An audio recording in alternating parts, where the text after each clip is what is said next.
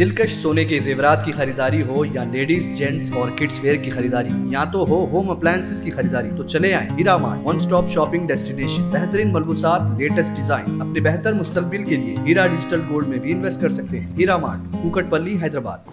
आए नाज़रीन, अगली खबर हम आपको बताने जा रहे हैं जो कि गुजरात से है। जाने वालों ज़रा होशियार, यहाँ के हम हैं राजकुमार। अब पता नहीं कौन राजकुमार बनने वाले हैं गुजरात के, क्योंकि अब जो है बैरिस्टर असदुद्दीन अवैसी की एंट्री हो चुकी है गुजरात में। इस बार जो है गुजरात के इलेक्शन में क्या होने वाला है, आप और हम उसका अंदाज़ा भी नहीं लगा सकते हैं, क्योंकि वहाँ पर कांग्रेस पार्टी भी फॉर्म में है और साथ ही साथ जो है झाड़ू लेकर अरविंद केजरीवाल भी जो है गुजरात में दाखिल हो चुके हैं। बीजेपी की तो पहले से ही हुकूमत है, अब बारी आ गई है AIMIM पार्टी की। अब जहां भी जाते हैं कुछ ना कुछ कारनामा कर देती है AIMIM पार्टी। जो आप सभी जानते हैं क्या AIMIM पार्टी का क्या बेहतरीन कारनामा हो सकता है हमेशा की तरह। तो बहरहाल कहीं ना कहीं आसार ऐसे नज़र आ रहे हैं कि इस बार जो है AIMIM पार्टी जो है 100 सीट शायद वहाँ से जीतेगी। अगर आपको डाउट है तो उसमें से 1 0 आप हटाकर 10 सीट की भी उम्मीद रख सकते हैं। अगर 10 सीट की उम्मीद भी नहीं रख सकते हैं तो और 1 0 को हटा दीजिए तो शायद एक ही बच जाएगी। अगर एक भी सीट जीतते हैं तो बहुत बड़ी बात हो जाएगी। अगर वो भी ना जीते तो क्या होगा, कुछ नहीं होगा। हमेशा की तरह होता है, सियासत है, हार जीत लगी हुई होती है। लेकिन बहरहाल असदुद्दीन अवैसी की एंट्री हो चुकी है गुजरात में। अब सिर्फ गुजरात में नज़र आएगी तो पतंग पतंग पतंग पतंग पतंग, पता नहीं अब झाड़ू कहाँ जाएगी और हाथ कहाँ जाएगा, लेकिन पतंग तो नज़र आएगी, क्योंकि उनका शानदार इस्तकबाल हुआ है गुजरात के एयरपोर्ट पर। अब समझिए कि कोई बड़ा कारनामा होने वाला है गुजरात में। तो आइए खबर हम आपको दिखाते हैं गुजरात से किस तरह से वहां पर चाहने वाले मुसलमानों ने असदुद्दीन अवैसी का इस्तकबाल किया।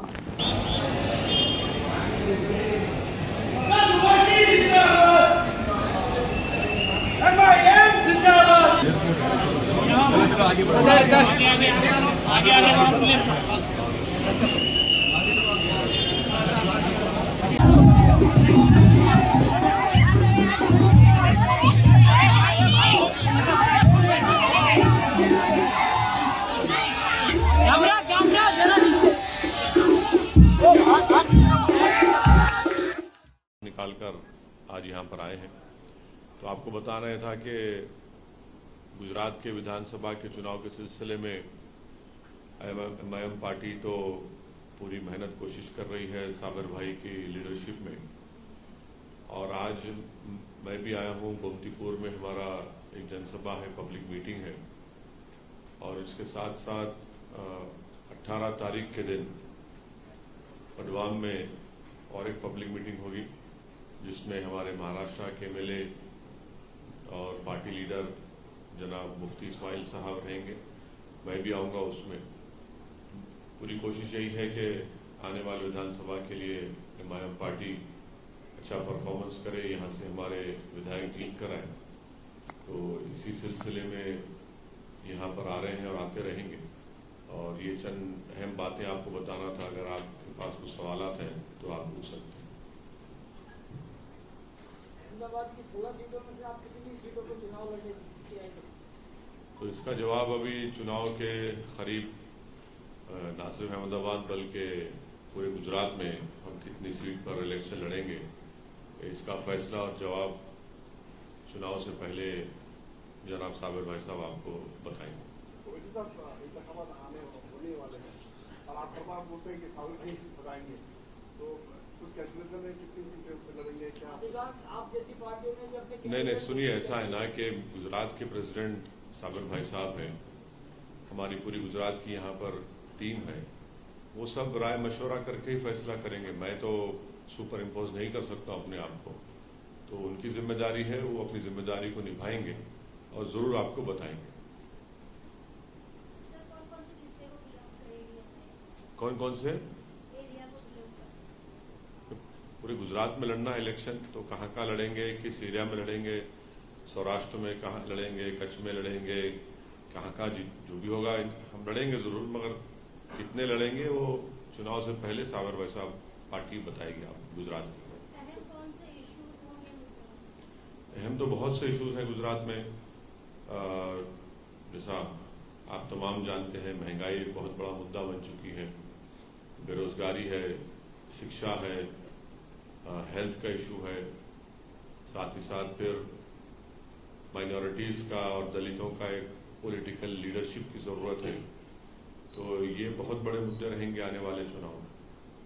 पिछले महानगर पालिका चुनाव के अंदर भी ज्यादातर एआईएम ने मुस्लिम बहुमत इलाके क्षेत्रों में अपने उम्मीदवार घोषित किए थे। क्या इस बार भी यही रणनीति रहेगी या रणनीति तो रहेगी, मगर क्या रहेगी, कैसे रहेगी, वो रणनीति के टाइम पर ही बताएंगे जब आएगा। उसको जल्दी रहेगी, बहुत बोल रहा है।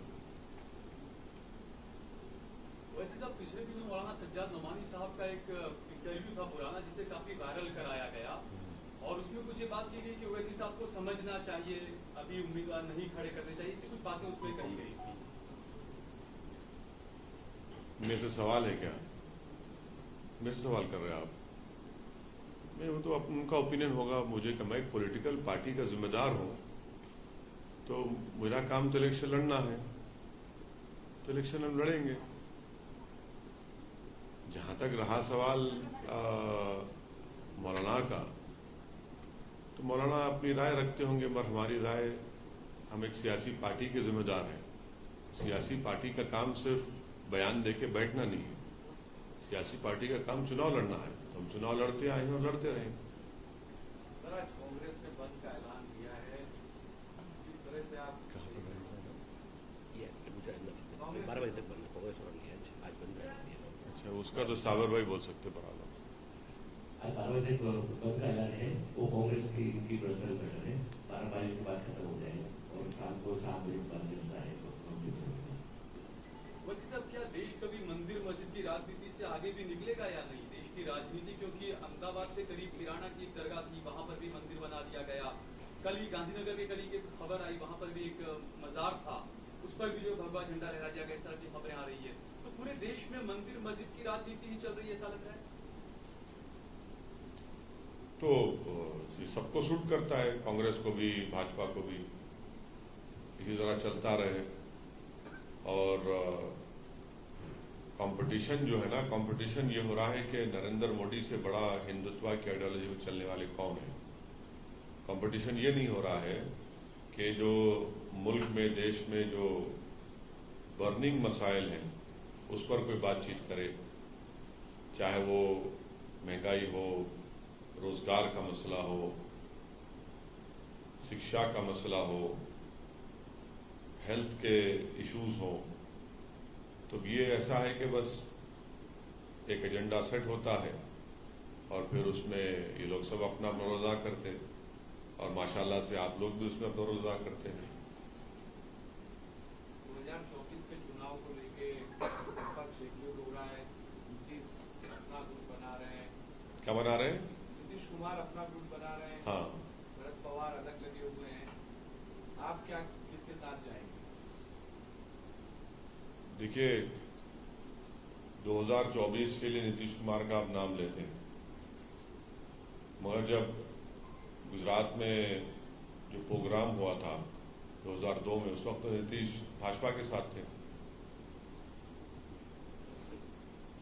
फिर वो बीजेपी के साथ मिलकर बिहार में सरकार बनाए। 2015 में छोड़ दिए, 17 में फिर भाजपा के साथ आ गए।